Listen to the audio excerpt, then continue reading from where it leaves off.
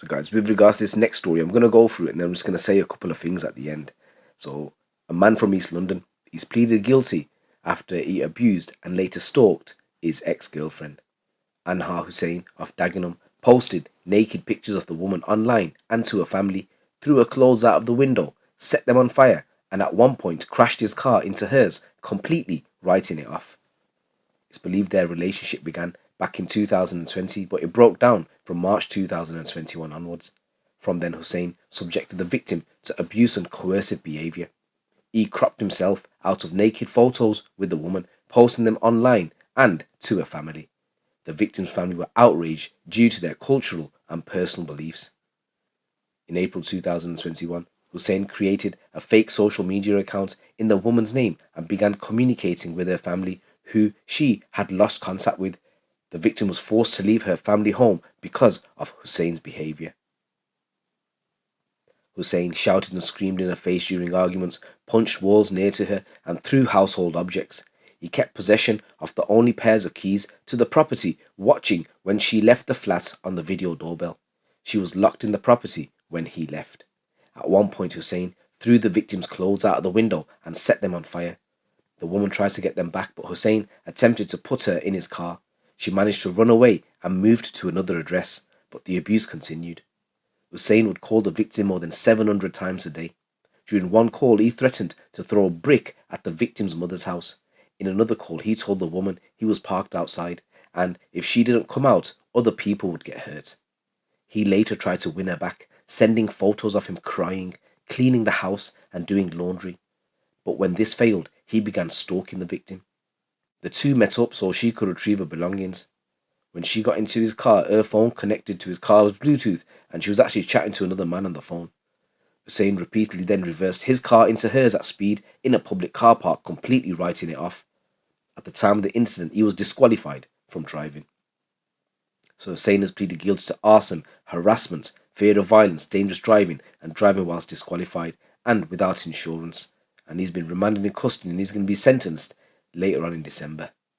The investigating officer PC Kathalia Kitsara from the East Area BCU said, "The victim in this case has showed sheer courage and unwavering strength throughout the past 6 months. I have the utmost respect for her and I appreciate the patience and the support she has given police during this protracted inquiry. She has moved from a position of loss of faith and now attempting to move on with the perpetrator no longer harming her.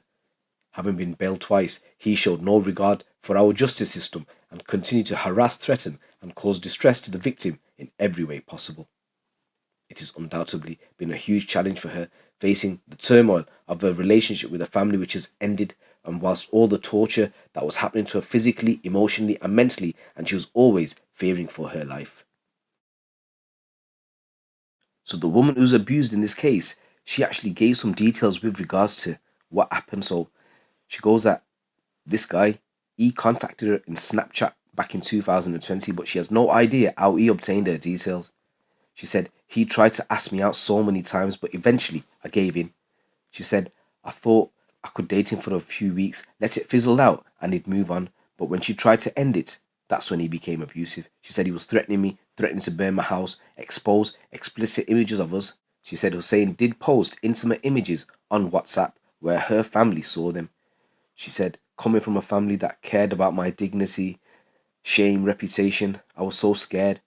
And my family basically kicked me out of the house and they've disowned me. And I was forced to leave my home. And I had no other option but to move in with Hussein. And this enabled him to control me. He would scream in my face. He would throw objects at me. He'd push me around. And we only had one set of house keys. And when he would go to work, he'd keep me in the flat and lock me in there." She says, "I kept on telling the police, but they weren't doing anything and I gave up. I was reporting it and it wasn't going nowhere and it was just a constant cycle." This only made Hussein get more confident. He was getting really confident that nothing was going to happen. He was like, "They're not going to take you seriously. Go report me. They're not going to do anything about it." He said the police are useless. They ain't going to do anything. Just give up. However, she said things changed, and that's because there was a change in the Met. So the force had approved the use of data analysis software, which is previously used in gang and drug dealing cases to investigate stalkers. So lightning quick analysis of phone data showed that in 2.5 weeks, Hussein had called his victim 932 times, and his phone had been in the same place as his victim 157 times in 4 weeks.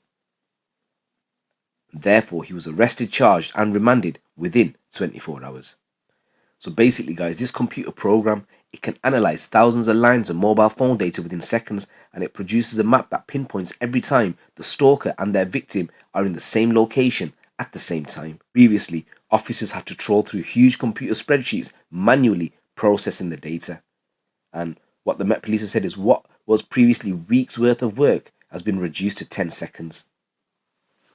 So this software don't just analyze phone data, but data from any device which records people's locations, including sat-navs and even laptops with 5G chips in. So having the ability to present mobile phone data to the CPS in a format that's easily understood is a game changer. So what they're saying here is, all you fucking stalkers out there, just calm the fuck down. So guys, in this situation, check this out. So the girl saying that my man contacted her on Snapchat asking her out on a date and all that kind of stuff, and eventually she gave in. So she gave him a chance, and after a couple of weeks she realised it's probably not the right guy for me.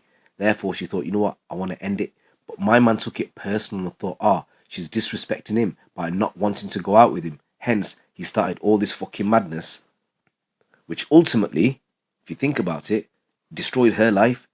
She's lost the respect in her family.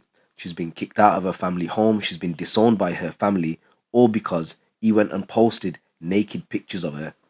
And the only option left for her was to move in with him because she had nowhere else to go. And that's not a way to keep a woman. That's not a way to get a woman to love you or want you. I don't know what goes through people's minds. Look, at the end of the day, if you're needy, you're not going to be attracting women, because needy behavior is an instant turn off, because it communicates a lack of respect, lack of self-love, and lack of self-confidence.